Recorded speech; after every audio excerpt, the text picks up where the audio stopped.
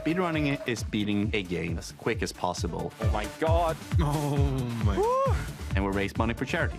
We are so close to the 100K and it's amazing. Who's going to win today? The audience. That's the real answer.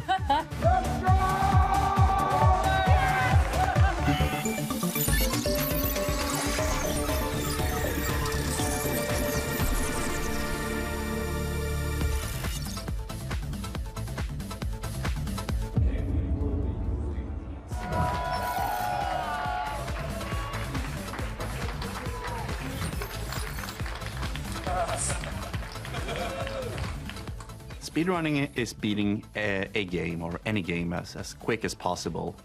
Some games have unintended glitches where you can trick the game into taking you to a place you're not supposed to be. Hello. If you can go through a wall, and by all means go through the wall if it's faster. This is European Speedrunners Assembly. This is where charity marathons come to life twice a year, both winter and summer. This is Winter 2022. It is the first offline event we have had during the pandemic. Here at the ESA, we do a charity marathon stream, which means we play games and stream them for 7 days straight, day and night. The first charity event was Games Done Quick in Washington, USA. There were no European events at all, so we were the first one in Europe. It is time for Giordano, who is going to be running Demon's Souls 2020. Can I get some hype for Demon's Souls, please? I think that people get into speedrunning because they love a game so much that they want to play a game over and over and learn every aspect of it. Glitches are things that are found in video games that game developers did not intend to be there. And these glitches are used by speedrunners to break games and be able to get through them even faster. Now you're gonna see a very interesting glitch. So this glitch, it's called bow glitch. You can equip a bow and there's a aiming perspective in the game. If you do that while you're entering the boss fight, it's not triggered. So what you see is just the boss standing there and you can kill it. So that's really funny and people really like that glitch. And we got through the first part of the run. Let's go. Developers approach glitch hunting in a very different way. For example, the Solar Ash developers, Hurt Machine, gave me a key of the game for free, asking me to break their game and to play it and to speedrun it. But to the other side, there are other developers. They didn't like glitch hunting. They thought they were insulting the game. But they don't understand that if someone plays a game for 600 hours, 800 hours, it means they really love their game. Yeah, she's coming up the stairs now. Oh. Muffin. He used the muffin trick. I think there's always something funny to think about, like a game developer seeing their game being broken and absolutely demolished. This one is crazy. I barely saw what happened. 6 seconds. That level took like a year to make, right? Almost. Is both very fascinating to them, but also absolutely horrifying.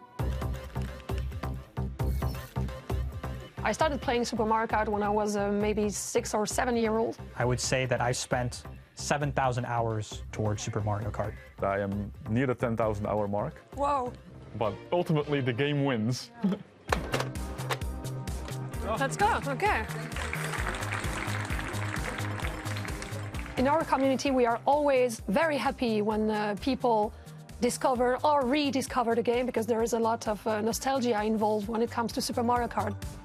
So we've got a question in chat. How do you keep the speed over the dirt? This game has a kind of hidden mechanic which most people who played it weren't familiar with. In Super Mario Kart, one of the core techniques, or perhaps even the core technique for advanced play, is the boost. It allows you to drive off-road without losing any sort of speed. All that matters is being able to press left and then right without transitioning through no input. We actually modify our controllers. I'll take the back cover off to reveal the magical inner workings of the Super Nintendo controller and lift up the circuit board. And underneath is the actual plastic of the D-pad. And you'll see this bump in the middle prevents multiple directions from being pressed simultaneously. We, as a community, shave off or remove this bump, which allows us to perform boosts accordingly. People would ask you, like, how is your controller? And so I explained that we have the modified controller, and they're like, oh, is that allowed? And I'm like, yeah, this is perfectly legit in our community.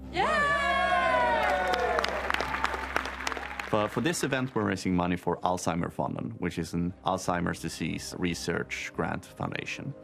I hope we'll be able to reach $100,000 for this event. $100 from Nevlin saying, do a drift! We've had some crazy donations. We've had like a $3,000, $2,500 donation.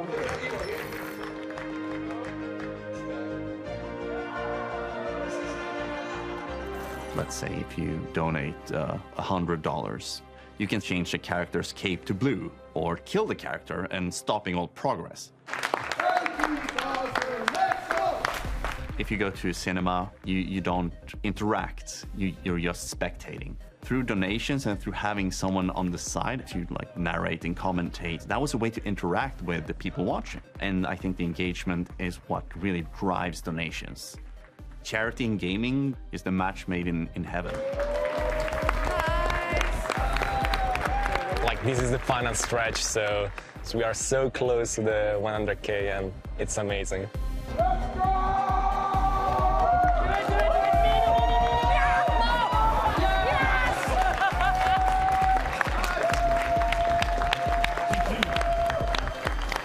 Bravo. It was just chaotic. Speedrunning and ESA has a very bright future. We've raised somewhere between $600,000 and $700,000 since we started in 2010. Hey, Rebel. In 2 years, we'll occupy the big hockey stadium next to here. We've never done anything of this size. This is way bigger than anyone in the speedrunning scene has ever done.